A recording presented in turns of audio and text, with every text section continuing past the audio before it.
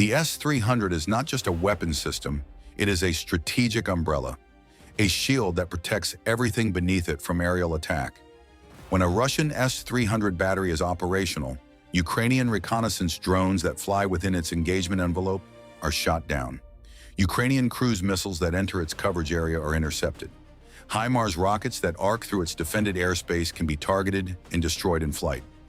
The presence of a single S-300 battery transforms the airspace above an entire sector of the front, roughly 30 to 40 kilometers in radius, from contested to denied, forcing Ukrainian aerial assets to fly lower, slower, and along circuitous routes that reduce their effectiveness and increase their vulnerability. Removing an S-300 from the battlefield does not merely destroy one weapon system, it opens the sky. And when the sky opens, everything beneath it, every Russian tank, every artillery battery, every command post, every supply convoy, becomes visible, targetable, and vulnerable in ways that were impossible while the S-300's radar was scanning and its missiles were ready to fly. Days ago on the Eastern Front, Ukrainian drone operators accomplished exactly that, dismantling a Russian S-300 PM battery in a multi-phase operation that lasted approximately 20 minutes and cost less than $3,000 in expended drones. The system they destroyed was valued at approximately $100 to $150 million and had been protecting Russian operations across an entire sector for months. Its destruction opened a corridor of undefended airspace that Ukrainian forces immediately exploited with a devastating series of strikes on targets that had been untouchable for weeks. This is the story of how Ukraine killed a giant with a handful of stones. The hunt. The S-300 PM battery was located approximately 35 kilometers behind the Russian front line in the eastern sector, a position selected by Russian air defense planners to provide maximum coverage of the front while remaining beyond the range of most Ukrainian ground-based weapons. The battery consisted of the standard S-300 configuration, 130N-E2 engagement radar, the flap lid, mounted on a heavy truck chassis, responsible for tracking targets and guiding missiles to intercept. 154K6E2 command post vehicle, the brain of the system, where operators monitored the radar picture, identified threats, and authorized missile launches. And 4 5P85 transporter erector launchers, each carrying 4 48NN6E2 missiles in sealed canisters ready to fire. The battery also included several support vehicles, generators, maintenance trucks, communications vehicles, and a low-altitude detection radar that supplemented the main engagement radar. Ukrainian intelligence had been aware of the battery's approximate location for weeks. Its radar emissions were detectable by Ukrainian electronic intelligence systems whenever the radar was active, and the electromagnetic signature of the 30N6E2 is distinctive and well documented. But knowing the approximate location was not enough. To plan a drone strike, Ukrainian operators needed the precise positions of each individual component, the radar, the command post, and each launcher, because the components are typically dispersed across an area of several hundred meters to reduce vulnerability to a single strike. Ukrainian long-range reconnaissance drones conducted systematic surveillance of the area, flying at altitudes and distances carefully calculated to remain outside the S-300's engagement envelope, or, when necessary, making brief penetrations into the coverage zone along trajectories that the system's radar had difficulty tracking, such as low-altitude approaches through terrain masking. Over approximately 10 days, Ukrainian operators built a detailed picture of the battery's layout. The radar was positioned on a slight elevation to maximize its detection range. The command post vehicle was located approximately 200 meters south, partially concealed under camouflage netting between two farm buildings. The 4 launchers were dispersed in a rough semicircle around the radar at distances of 150 to 300 meters, positioned on hardened pads that Russian engineers had prepared to support the launcher's weight and provide stable platforms for missile launch. The battery was protected by a security detail of approximately 30 soldiers, a network of fighting positions around the perimeter, and, critically, a short-range air defense system positioned nearby to protect the S-300 from exactly the kind of drone attack Ukraine was planning. This point defense system, likely a Panzer S-1 or similar gun missile combination, was designed to engage low-flying targets like drones and cruise missiles that the S-300's large radar might not detect or that fell beneath the S-300's minimum engagement altitude. The presence of the point defense system meant that a simple, direct drone attack would likely fail. The defending system would detect and engage approaching FPV drones before they reached the S-300's components. Ukrainian planners needed to neutralize or bypass this defense, and they devised a plan that addressed it through timing, approach routing, and the sheer speed of the multi-phase attack. The attack. The operation was launched at approximately 06:20 on a damp, overcast morning. The kind of late February day that is common in eastern Ukraine during the early thaw. When temperatures hover between 0 and 4 degrees, the air is thick with mist, and low clouds reduce visibility to a few hundred meters in some areas. These conditions were ideal for the attack. The reduced visibility degraded the optical tracking capabilities of both the S-300's radar operators and the point defense system, while the Ukrainian FPV drones, guided by operators viewing through onboard cameras, were less affected because they operated at ranges where their cameras could still distinguish targets clearly. Phase 1. Kill the eyes. 6 FPV drones launched simultaneously from a concealed position approximately 4 kilometers from the battery. They flew at extremely low altitude, 3 to 5 meters above the ground, following the contours of the terrain, using tree lines and buildings as cover from the point defense system's radar. The drones were divided into 2 groups of 3. The first group targeted the main engagement radar. The second group targeted the point defense system itself. The 3 drones assigned to the point defense system arrived first, by design, to suppress the system that would otherwise engage the drones targeting the radar. The first drone struck the Pantsir S-1's radar dish, a direct hit that shattered the tracking antenna and blinded the system's ability to detect and engage aerial targets. The second drone hit the vehicle's gun turret, damaging the twin 30mm autocannons that were the system's last-ditch defense against close-range threats. The third drone struck the vehicle's engine compartment, disabling it and preventing the crew from moving the vehicle to a backup position. The Pantsir S-1, worth approximately $15 to $20 million itself, was neutralized in approximately 8 seconds. 4 seconds later, the 3 drones assigned to the S-300's engagement radar reached their target. The 30-6 E2 radar, a large rotating antenna array mounted on a heavy truck, was the single most critical component of the entire air defense system. Without it, the S-300 could not detect targets, could not track them, could not guide missiles to intercept. The first drone struck the antenna array directly, its shaped charge punching through the dish and detonating among the sensitive electronic components behind it. The radar stopped rotating. The electromagnetic emissions that Ukrainian electronic intelligence had been monitoring for weeks went silent. The second drone hit the truck's cab, killing or wounding the crew. The third struck the generator that powered the system, ensuring that even if the antenna could be repaired, there was no power to operate it. The S-300 was blind, Phase 1 complete. Elapsed time from first drone impact, approximately 12 seconds. Phase 2, kill the brain.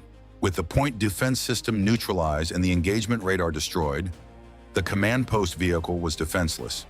2 additional FPV drones, launched 30 seconds after the first wave, approached the 54K6E2 command vehicle from different directions.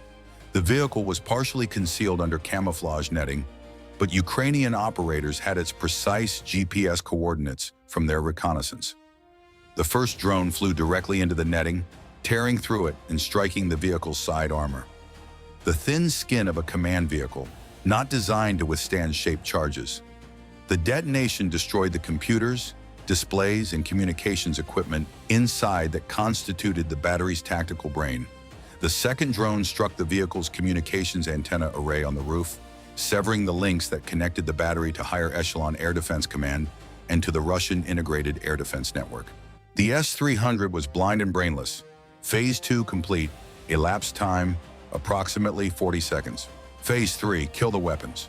The 4.5 P-85 transporter erector launchers, each carrying 4 48N6E2 missiles and sealed launch canisters, were now the only remaining components of the battery. Without the radar to detect targets and without the command post to direct launches, the missiles could not be fired at Ukrainian aircraft. but the launchers themselves represented enormous value. Both the launch vehicles and the 16 missiles they carried were worth tens of millions of dollars, and if recovered intact, could be reintegrated into another S-300 battery. Ukrainian planners had no intention of allowing that. 4 more FPV drones, the final wave, were launched against the 4 launchers. Each drone targeted a specific launcher, guided by preloaded GPS coordinates, supplemented by real-time visual identification through the drone's camera. The operators aimed for the missile canisters themselves, cylindrical containers mounted vertically on the launcher trucks, each containing a 48 N6E2 missile with a high-explosive fragmentation warhead weighing approximately 150 kilograms and a solid fuel rocket motor. The first drone hit its launcher canister directly. The shaped charge penetrated the canister and ignited the missile's rocket motor. The motor ignited the warhead. The resulting explosion was massive, the combined detonation of the missile's propellant and warhead creating a fireball that consumed the launcher and sympathetically detonated at least one adjacent canister. The second launcher was hit 3 seconds later. Same result, the drone penetrating a canister and triggering a chain of missile detonations that destroyed the vehicle. The third launcher detonated even more violently, all 4 canisters cooking off in rapid succession as the fire from the first detonation spread to the adjacent missiles. The fourth launcher's crew had approximately 15 seconds of warning, enough time to see 3 launchers exploding around them, enough time to begin running away from their vehicle. The final drone hit the 4th launcher as the crew sprinted through the muddy field, triggering another catastrophic detonation that sent missile debris arcing across the overcast sky. Total elapsed time from first impact to last detonation, approximately 20 minutes, including the flight time of the final drone wave. Damage assessment: 1 S-300 PM battery destroyed, completely, irreparably, catastrophically.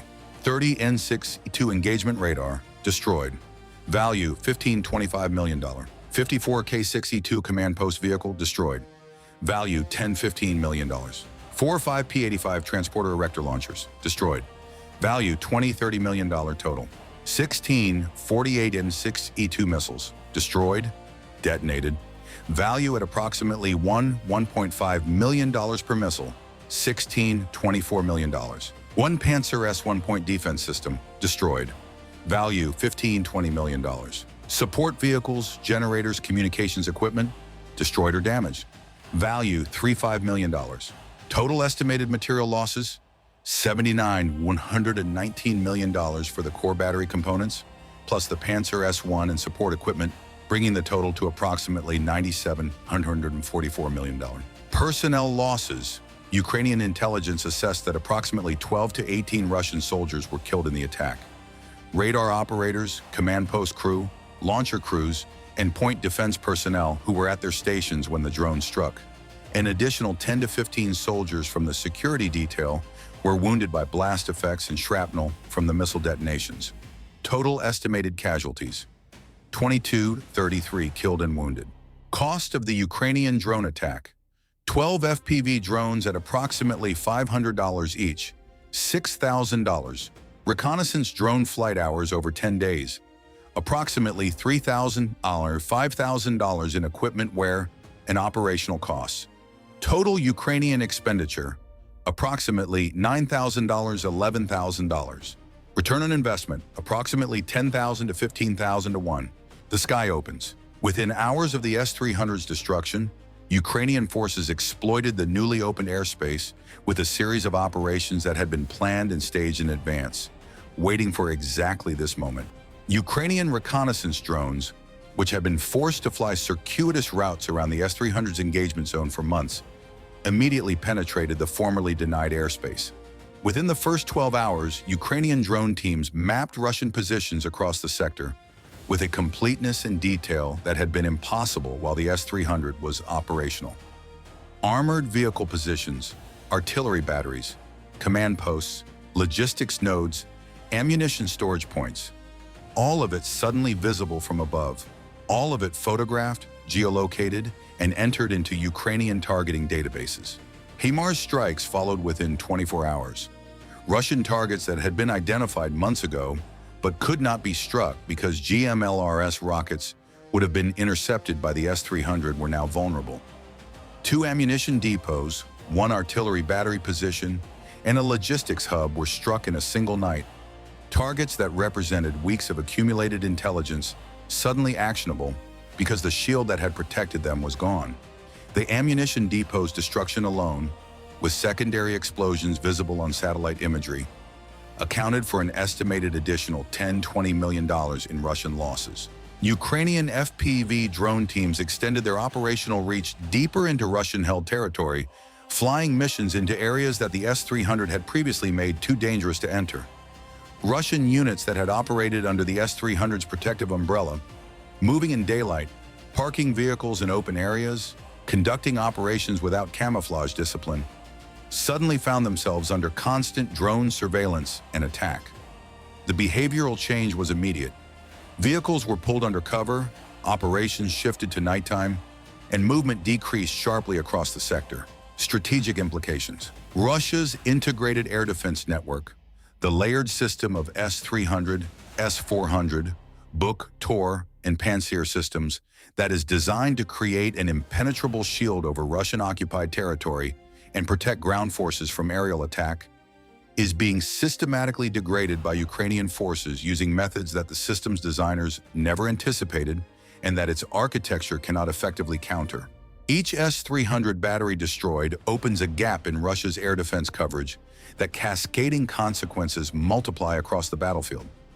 Without the S-300's long-range radar scanning the sky, shorter-range systems like Buk and Tor must expand their coverage to compensate, stretching thinner, leaving their own sectors less protected, and operating beyond the ranges at which they are most effective. Without the S-300's missile capability threatening Ukrainian drones and rockets at altitude, Ukrainian aerial operations become safer, bolder, and more effective. Without the layered defense that the S-300 anchored, the entire air defense architecture in the sector weakens, because integrated air defense depends on overlapping coverage, and removing one layer compromises all the others.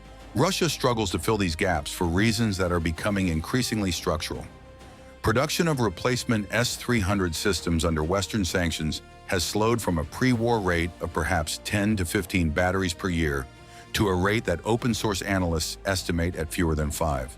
Because the specialized radar components require precision electronics that sanctions have made difficult to obtain, because the missile seekers and guidance systems depend on imported microchips that are now smuggled through gray markets in quantities too small to sustain mass production, and because the manufacturing base at Russia's Almaz-Antey defense conglomerate is simultaneously trying to produce S-400 systems for export customers and replace battlefield losses. 2 demands that compete for the same limited factory capacity. The trained crews who operate these complex systems, radar technicians, missile guidance operators, command post personnel who have completed months of specialized training, are equally irreplaceable on any relevant timeline. The 12 to 18 operators killed in this strike represented years of accumulated training and operational experience. Russia's air defense training schools are running accelerated courses to replace combat losses, but compressing a 12-month training program into 4 months produces operators who are less skilled, less confident, and more likely to make the kind of errors that get themselves and their equipment destroyed.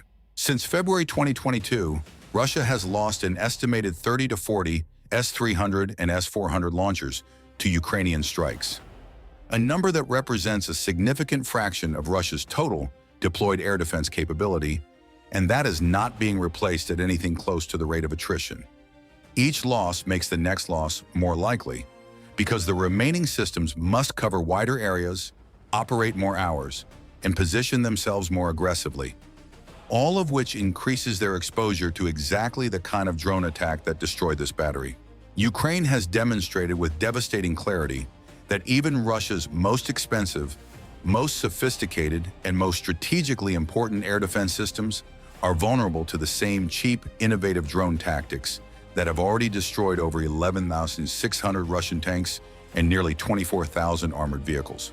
The S-300 was designed in the Soviet era to defeat high-performance aircraft and ballistic missiles, threats that approach at high altitude and supersonic speed along trajectories that powerful radars can detect and track. It was emphatically not designed to defend itself against FPV drones the size of a dinner plate, flying 3 meters above the ground through early morning mist, guided by operators sitting in bunkers 4 kilometers away, watching through onboard cameras. The point defense system that was supposed to fill that gap, the Pantsir S-1, itself worth $15 to $20 million, was the first thing destroyed in an attack that lasted 12 seconds from first impact. Russia's air defense umbrella is developing holes. Ukraine is cutting those holes wider with $500 drones and the tactical ingenuity of operators who study, adapt, and innovate faster than Russian engineers can develop countermeasures. And through every hole that opens, Ukrainian reconnaissance drones, HIMARS rockets, and strike drones pour in to find and destroy everything the umbrella was supposed to protect. The tanks, the artillery, the headquarters, the supply depots, the formations of soldiers who believed they were safe beneath a shield that no longer exists. The giant is blind. The sky belongs to Ukraine. Ukraine fights. Ukraine blinds. Ukraine opens the sky. This Iron Front, the battlefield speaks louder than propaganda.